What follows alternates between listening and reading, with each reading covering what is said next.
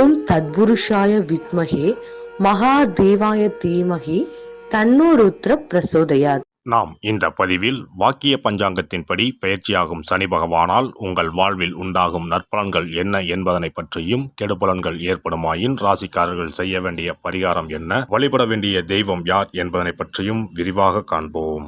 9 கிரகங்களுமே குறிப்பிட்ட கால இடைவெளியில் நகரக்கூடியவைதான்.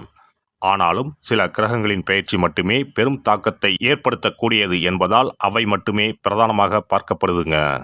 அந்த வகையில் இந்த விசுவாச வருஷத்தில் வாக்கிய பஞ்சாங்கத்தின்படி சனி பகவான் மாசி மாதம் 22ஆம் தேதி, அதாவது 6/3/2026 அன்று வெள்ளிக்கிழமை, பூரட்டாதி நட்சத்திரம் 3ஆம் பாதம் கும்பராசியில் இருந்து புரட்டாதி நட்சத்திரம் 4ஆம் பாதம் மீனராசிக்கு காலை 8:26 மணிக்கு பயிற்சி ஆகிறாருங்க. இந்த பயிற்சியில் மகர ராசிக்கு முழுமையாக 7.5 சனி நீங்குதுங்க.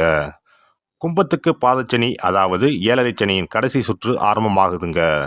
அதே சமயம் மேசராசிக்கு 7.5 சனியின் தொடக்கமான விரயச்சனி ஆரம்பம் ஆகுதுங்க. இந்த சமயத்தில் தனுசுக்கு அஷ்டாஷ்டமம், சிம்மத்துக்கு அஷ்டமம், மீனத்துக்கு 7.5 சனியில் ஜென்மசனி காலகட்டம் தொடங்குதுங்க. இந்த சமயத்தில் கடகத்துக்கு 9ஆம் இடத்துல பாக்கிய சனியாகவும், துலாம் ராசிக்கு 6ஆம் இடத்துல ருண ரோக சத்துரஸ்தானத்தில் வரக்கூடிய அமைப்பும் ஏற்படுதுங்க. அவருடைய 3, 7, 10ஆம் பார்வைகள் முறையே ரிஷபம், கன்னி, தனுசு ராசிகளில் பதியுதுங்க. இப்போது சனி பகவான் செல்லும் மீனராசி அவருடைய நட்பு வீடுங்க. அதோட அடுத்து வரக்கூடிய குரு பெயர்ச்சிக்கு பிறகு குரு பகவானின் 9ஆம் பார்வை மீனத்துல பதிய இருக்குங்க. இத்தகைய கிரக அமைப்புகள் மற்றும் சனி பகவான் மீனத்துல இருக்கக்கூடிய காலகட்டத்தில் ஏற்படக்கூடிய பிற கிரக பெயர்ச்சிகள், இப்படி எல்லாவற்றையும் கணக்கில் கொண்டே இந்த பலன்கள் தரப்பட்டிருக்கு. எந்த சமயத்திலும் நிதானம் தவறாமல் இருப்பது, நேர்மை, நியாயத்தை கடைபிடிப்பது, பெற்றோர் பெரியோரை மதிப்பது, இயற்கையை பேணி காப்பது, அவரவர் குல முறைப்படியான தெய்வ வழிபாடுகளை செய்வது, இதெல்லாம் எல்லோருக்குமே பொதுவான பரிகாரங்கள் ஆகும். உழைப்பு, நேர்மை, உடற்பயிற்சி, நல்ல எண்ணம், பக்தி மார்க்கம், இப்படி இருக்கிறவங்க யாரா இருந்தாலும் அவங்களுக்கு சனி பகவான் எப்போதும் நல்லதையே செய்வாருங்க. நடைபெறும் இந்த சனி பயிற்சியில் உங்கள் வாழ்வில் வளமும் நலமும் செல்வ செழிப்பும் பெற்று வாழ்வில் உயரிய நிலையை அடைய எல்லாம் வல்ல எம்பெருமானை வேண்டி விரும்பி கேட்டுக்கொள்கிறேன். விருச்சிக ராசி அன்பர்களே, சனி பகவான் உங்கள் ராசிக்கு 3, 4ஆம் இடங்களுக்கு உரியவர். இப்போதைய பயிற்சியில் அவர் உங்கள் ராசிக்கு 4ஆம் இடமான கும்பத்தில் இருந்து 5ஆம் இடமான மீனத்திற்கு பயிற்சியாகிறார். அர்த்தாஷ்டம சனி விலகிறதுல ஒருவித நிம்மதிதான். அதோட அவர் பூர்வ புண்ணிய ஸ்தானத்திற்கு சென்றாலும் குலதெய்வத்தை கும்பிடுறதை வழக்கமாக கொண்டவங்களுக்கு நற்பலன்களே அதிகரிக்கும். அலுவலகத்தில் இதுவரை அடங்கியும் முடங்கியுமே இருந்த உங்கள் நிலை மாறும். திறமைக்கு உரிய ஏற்றமும் மாற்றமும் தொடர்ச்சியாக வரும். உடன் இருப்போரின் நட்பு மனதிற்கு மகிழ்ச்சி தரும். யாரோட தவறான யோசனையும் கேட்டு இருப்பதை விட்டு பறப்பதை பிடிக்க நினைக்க வேண்டாம். புதிய பணி வாய்ப்புக்காக காத்திருக்கவங்க அயல் நாட்டு வாய்ப்பு வந்தால் தயங்காமல் ஏற்றுக்கொள்ளுங்கள். அது உங்கள் எதிர்காலத்திற்கு நன்மை தரும். இல்லத்தில் இனிமை வெளிச்சம் பரவ தொடங்கும். உறவுகளிடையே உங்கள் செல்வாக்கு அதிகரிக்கும். தம்பதியரிடையே அந்யோன்யம் அதிகரிக்கும். பூர்வீக சொத்து சார்ந்த வழக்குகளில் வீண் பிடிவாதம் வேண்டாம். உறவுகள் யாரையும் பொது இடத்தில் வைத்து விளையாட்டாகவும் கிண்டல் செய்ய வேண்டாம். ஆடை ஆபரணம் சேரும். விடுபட்ட குலதெய்வ வழிபாட்டை செய்து முடிப்பது விசேஷங்களை அனுபவித்து வர செய்யும். வரவை சேமிக்க பழகுங்கள். அதிர்ஷ்டம் உங்கள் வீடு தேடி வர்றப்ப வீண் கௌரவத்தால் அதை விரட்டிவிட வேண்டாம். விட்டு கொடுத்து போனா நிம்மதி நிலைக்கும். செய்யும் தொழில் எதுவானாலும் அதில் உங்கள் உழைப்புக்கு ஏற்ற உயர்வுகள் கிடைக்கும். நேரடி கவனம் செலுத்தினால் இதுவரை முடங்கியிருந்த வர்த்தக சக்கரம் முழு வேகத்தில் சுழலத் தொடங்கும். கையெழுத்திட்ட காசோலைகள், வங்கிக் கடன் அட்டைகளை கவனமாக பயன்படுத்துங்கள். அரசியல் துறையினருக்கு ஆதரவு அதிகரிக்கும். அதே சமயம் மறைமுக எதிரிகளும் உருவாகலாம். செயல்களில் நேர்மையும் வார்த்தைகளில் நிதானமும் இருந்தால் உங்களை ஊரே பெருமையாக பேசும். பெண்கள் சிறப்பான எதிர்காலத்திற்கான அஸ்திவாரத்தை அமைத்து தரக்கூடிய காலகட்டம் இதுவாகும். குடும்பத்தில் குழப்ப சூழல் விலகி இனிமை இடம் பிடிக்கும். இந்த சமயத்தில் வீணான சந்தேகமும் வேண்டாத சஞ்சலமும் தவிர்த்தால் நல்லவை சீராக நடக்கும். மாணவர்கள் முயற்சிக்கு உரிய மேன்மைகளை நிச்சயம் பெறலாம். வீண் கேளிக்கைகளை தவிர்த்தால் விசேஷ நன்மைகளை பெறலாம். கலை படைப்பு துறையினருக்கு கணிசமான வாய்ப்புகள் வரும். சிலரோட வஞ்ச புகழ்ச்சி உங்களை சறுக்க வைத்து விடலாம்.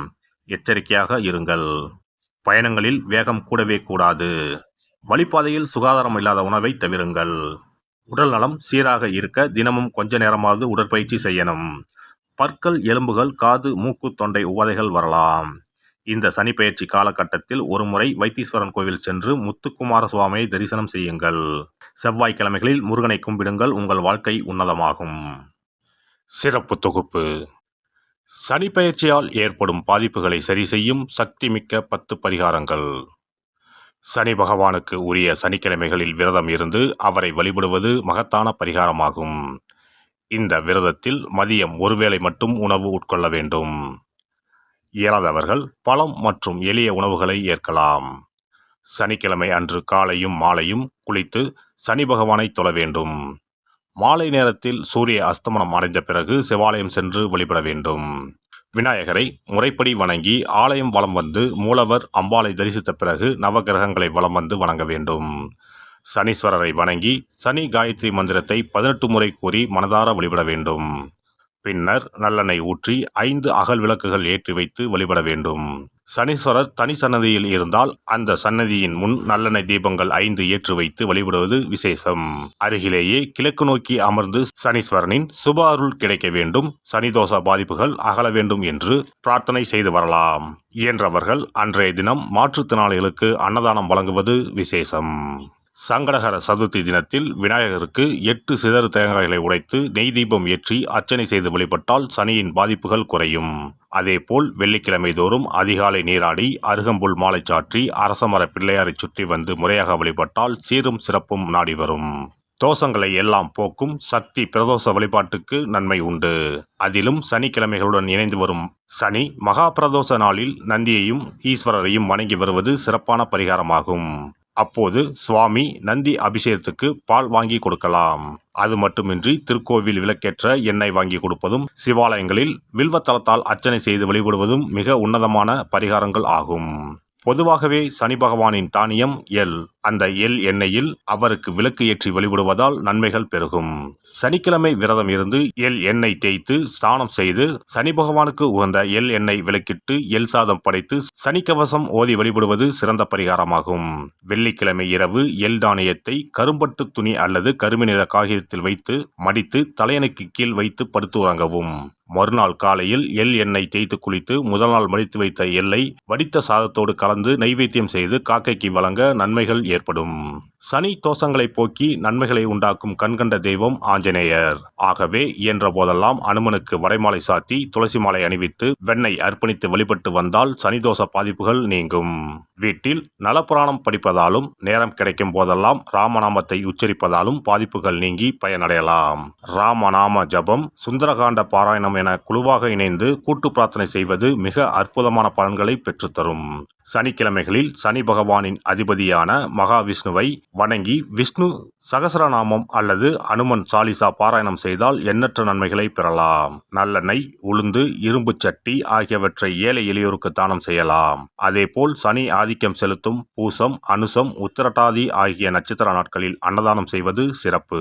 நடக்க முடியாத மாற்றுத்திறனாளிகளுக்கு நம்மால் முடிந்த உதவிகளை செய்தால் சனி பகவான் அருளால் மகிழ்ச்சியான வாழ்க்கை அமையும். எல்லாம் வல்ல இறையருளால் நீங்களும் உங்கள் அன்பு குடும்பமும் உடல் நலம், நீலாயுள், நிறை செல்வம், உயர் புகழ், மெய்ஞானம் ஓங்கி வாழ்க வளமுடன். இந்த வீடியோ பதிவு உங்களுக்கு பிடித்திருந்தால் லைக் பண்ணுங்க, கமெண்ட் பண்ணுங்க, ஷேர் பண்ணுங்க, மறக்காம சப்ஸ்கிரைப் பண்ணுங்க, பக்கத்துல இருக்கிற பெல் பட்டனை கிளிக் பண்ணுங்க. நன்றி, வணக்கம். ஓம் நமச்சிவாய. சிவாய நம.